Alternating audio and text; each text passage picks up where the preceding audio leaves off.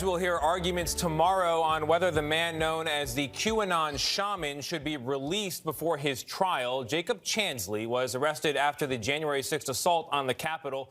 You see him there in an outfit that would get you in trouble in a 7-Eleven, let alone the Capitol. He's got face paint on. He's got horns, buffalo skin, coyote skin, a lot of fur. Wow, oppressing Nordic Vikings, are we? Wow, white people are genuinely the most oppressed in society nowadays, I think. Mainstream media is so anti-white. I'm disgusted. Oppressing the Nordic? I'm sorry, but this is my culture. As the true Dane, my culture is not your prom dress.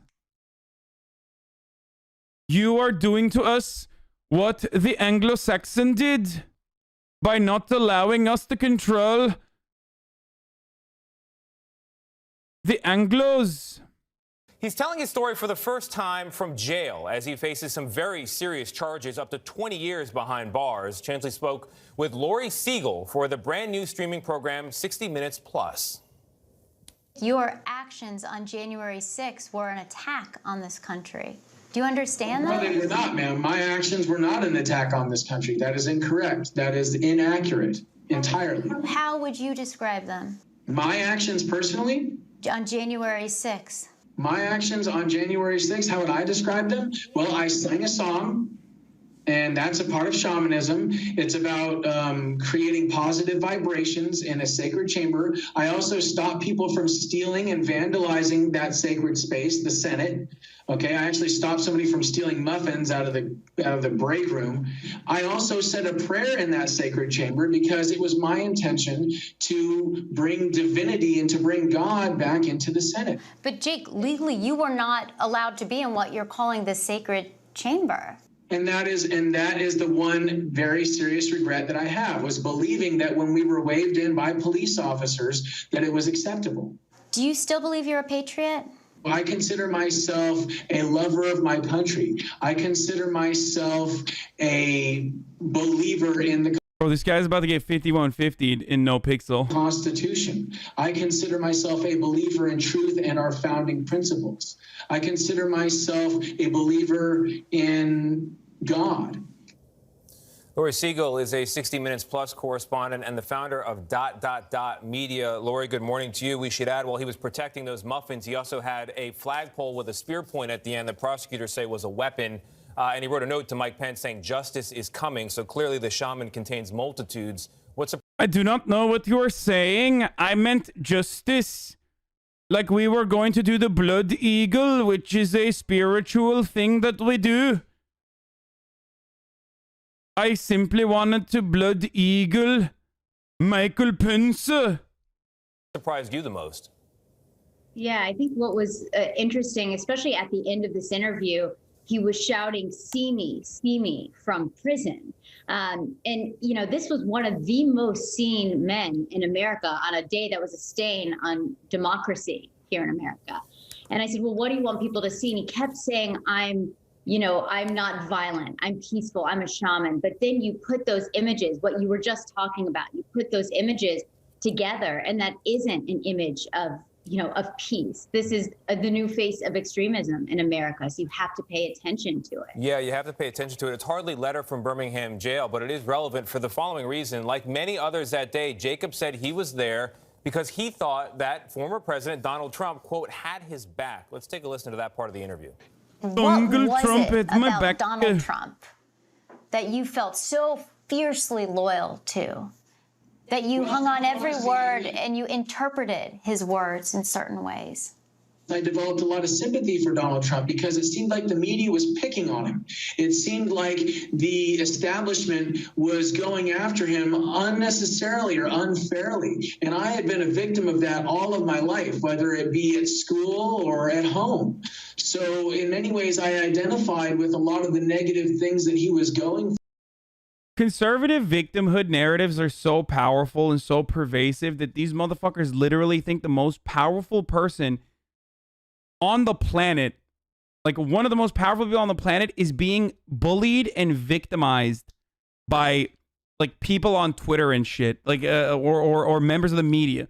Like, dog, how do you turn around and simultaneously claim that Donald Trump is the most like macho, sexy, fucking brutal, and you know, brilliant leader, while also claiming that he's being bullied as the most powerful person on the planet. Like, this just never makes sense to me, and it will never make sense. And I honestly believed and still believe that he cares about the Constitution, that he cares about the American people. And that's also why it, you know, wounded me so deeply and why it disappointed me so greatly that I and others did not get a pardon. Do you regret that fierce loyalty? I regret entering that building. I regret entering that building with every fiber of my being. But you don't regret the loyalty to Donald Trump? No. Interesting, Lori. So he's not loyal to the president today? No, he said, you know, behind bars, he says he still is loyal to Donald Trump. I think what's so fascinating to me is he is holding so tightly onto those beliefs that put him in jail. You know, he believed that Donald Trump had his back. He said to me over and over again, you know, and he's still behind bars. And when we're talking to him, you still hear some of these conspiracy theories. He doesn't believe that the election was won correctly. He believes that it was fraudulent, which of course it was not. You know, and you... Dude, this is why divorce court ruins men, okay? Think about it. One moment you're like, you know, one moment you're operating on HVACs, you know what I mean? You got your fucking license and, you know, you're building cooling systems or whatever. And then the next moment, Brenda leaves you, okay? Takes the fucking children away, and you're a victim of divorce court, and all of a sudden you find yourself dressing up and doing cosplay events with the rest of the fucking Trump weebs, and doing insurrectionist acts against the American government. This is yet another victim of divorce court, okay? This is yet another victim of family court, brother. You begin to really understand the Bro, you are describing my HVAC tech? Yes. The person I'm describing is like a lot of people. Of the conspiracies, you know, that happened, that this man showed up on January 6th. So it's interesting to try to understand how we got to this point. Working class slander? Oh yeah, okay, dude. No, you're right. Being a leftist implies that, like, you know, there's no such thing as like a counter-revolutionary lumpenproles. There's no such thing as like class traders. You know, all workers are good across the board. That's how it works. And I think it's important to understand how we got to this point. I agree with you. I think the outfit can make you smile, but the situation itself is very serious, and it's important that we understand why it happened, and this is part of that. Lori Siegel, thank you very much. You can watch Lori's full story and the rest of the series premiere of 60 Minutes Plus. It is streaming now on the new Viacom CBS streaming service, Paramount Plus. Save Carl Jacobs before he becomes a victim of family court? On my divorced dad arc? Oh no, don't do it, Carl. Don't fucking do it, Carl.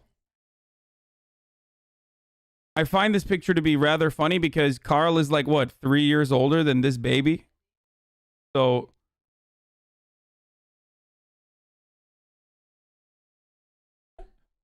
it's like... what is he like? Yeah, he's like, what, how much older is he than this fucking baby? Like, what, 5 years max? Like him and his audience.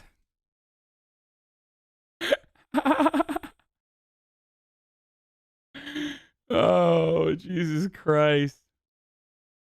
Low bro, brother, but still. Nah, I'm just playing, man.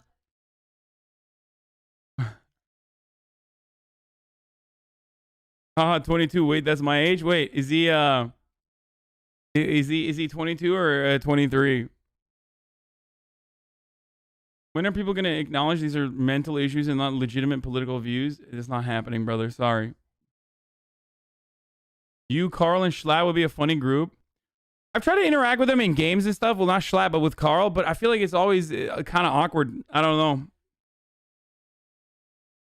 At Rust, we like interacted briefly.